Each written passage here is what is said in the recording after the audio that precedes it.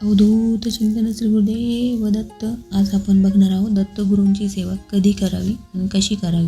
दत्तगुरूंची सेवा करण्यासाठी श्रद्धा, निष्ठा आणि समर्पण महत्त्वाचे आहे. यामध्ये गुरुचरित्र पारायण, दत्तबावांनी पठण केले जाते, दत्त मंदिरात सेवा केली जाते किंवा औदुंबराला पाणी घालणे ही एक सेवा आहे. ध्यान करणे, श्री स्वामी समर्थ मंत्राचा जप करणे किंवा ओम दत्तात्रेय मंत्राचा जप करणे. खूप मोठ्या संकटातून बाहेर काढण्यासाठी, संकट येऊ नये यासाठी घोर कष्ट धरून स्तोत्र पठण करतात. तर आता ह्या सेवा आपण कधी करू शकतो हे बघूया.